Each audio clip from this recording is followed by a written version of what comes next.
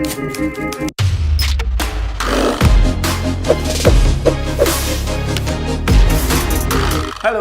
kita ketemu di video kedua ya tentang managing team. Nah, sistem yang kedua adalah proses sistem. Jadi setelah masuk nih, saya menganggap teman-teman sudah melakukan input sistem. Jadi karyawan masuk, tim masuk. Nah, treatment perusahaan apa aja nih? Ya, untuk memunculkan performa terbaik mereka. Apakah hanya ya sudah masuk kerja sana, masuk kerja? Nggak seperti itu juga. Jadi di proses sistem ini ada beberapa poin yang harus teman-teman perbaikan. Ya, kurang lebih ada sekitar 5 poin gitu ya. Yang pertama adalah orientation atau onboarding. Oke. Jadi saya biasanya sebelum masuk saya kirim video dulu tentang apa sih perusahaan ini, kita mau kemana, budaya kita seperti apa, visi kita apa, misi kita apa, itu ada video dulu. Jadi apa? Biar mereka juga sudah ada bayangan, oh aku tuh masuk ke perusahaan yang serius nih, seperti ini. Ya. Atau bisa juga kalau misalkan nggak bikin video, masuknya bareng-bareng, sebelum masuk diadain kelas dulu. Kita jelasin ini loh, budaya kita segini, ada do's and don'ts-nya. Do seperti ini, down seperti ini gitu. Supaya jelas nanti rules of the game-nya gitu. Karena mereka kan masuk ke sebuah organisasi yang pasti punya aturan, oke? Jadi orientation onboarding ini ya mungkin perkenalan perusahaan sehari atau kirim video tadi, lalu selama seminggu itu nanti mereka harus melihat gitu loh, ini loh seperti ini loh. Masaknya di sini, WC-nya di sana. Nanti kalau ngambil mau makan siang itu di situ dan seterusnya dan seterusnya. Itu proses onboarding, orientation onboarding. Oke? Itu yang pertama. Sudah ada belum? Kalau belum, ayo mulai disusun. Yang kedua adalah training, ya. Jadi jangan menganggap bahwa setiap tim yang masuk itu langsung bisa kerja. Ya oke, memang itu kualifikasi kita minimal. Ketika kita tahu misinya manjat pohon, kita kan masuknya monyet bukan kuda kan gitu kan. Tapi kita juga tetap harus melatih monyet itu supaya apa? Manjat pohonnya lebih cepat.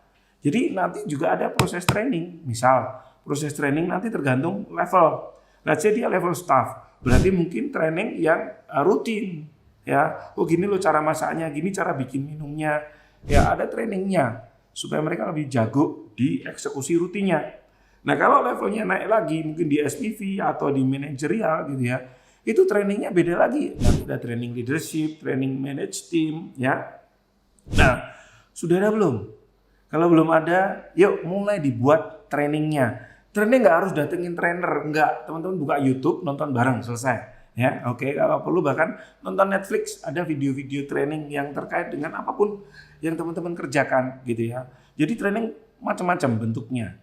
Yang kedua tapi harus ada training ya. Jadi poin kedua di proses sistem adalah training. Kemudian yang ketiga adalah mentoring atau buddy program. Maksudnya gimana? Gini, misalkan teman-teman masukkan dia waitress gitu ya. Nah, ada nggak sistem mentoring dari waiter senior nih atau buddy program nemenin dia, jadi dia lebih cepat nanti untuk menyesuaikan diri dengan kondisi perusahaan kita. Nah kalau belum ada tolong bikin, jadi yang senior ya dia lebih jago, ini jadi buddy-nya dia, mentornya dia, sehingga nanti dia sadar kamu mentornya ini ya, jadi dia nggak merasa dimarahin atau dihakimi ketika mentornya ini ngasih tahu, karena memang sudah kita program. Nah, setiap orang baru masuk harus ada mentornya. Kalau enggak nanti bingung mereka. Oke? Yang ketiga, mentoring. Kalau belum ada, coba dibikin. Cari orang lama yang dia mungkin punya kapasitas bagus, attitude-nya bagus, ya ngajarin tuh jadi badinya. Oke? Itu yang ketiga. Yang keempat adalah coaching. Oke? Coaching ini beda dengan training. Jadi coaching itu kita sesekali nanya lah ke dia. Nah, ketika ada masalah gini, menurutmu gimana? Oke, menurutmu gimana? Ya, kalau training kita kasih ilmunya, tapi kalau coaching kita kayak menggali dari pemikirannya dia. Ini bedanya. Ya, sesekali bikin sesi coaching. Ya, tanya ke dia, oke, role play misalkan. Kalau ada pelanggan seperti ini, kamu akan bertindak seperti apa? Nah, itu coaching. Oke. Nah, sudah ada belum? Coaching ini fungsinya nanti dia jadi punya kreativitas yang muncul di situ. Ya. Dia mungkin punya ide-ide yang bisa dipakai juga untuk kita atau untuk perusahaan atau untuk tim yang lain. Ya, coba bikin sesi coaching. Misalkan tadi contohnya role play ketika ada pelanggan, ketika masak, bagaimana cara setting dapurnya dan seterusnya. Itu adalah sesi coaching. Oke, yang kelima adalah consulting. Nah, ini consulting biasanya ini kayak guru BP.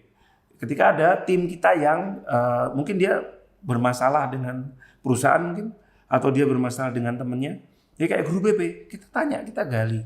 Kamu pengennya apa sih? Kenapa kamu gitu? Kenapa kamu marah-marah sama pelanggan? Kenapa kamu malah lempar air minum ke mukanya misalkan? Kamu punya masalah apa? Kita consulting. Ya, kita jadi kayak BP-nya dia ya, untuk orang-orang bermasalah. Tujuannya apa? Tujuannya adalah kita kasih kesempatan. Dia masih mau nggak memperbaiki? Nah kalau enggak ya kita nggak bisa meneruskan kan tentunya gitu. Nah ini adalah proses sistem. Ada 5. Orientation, onboarding, training, mentoring atau body program, coaching, sama consulting. Nah sudah ada belum?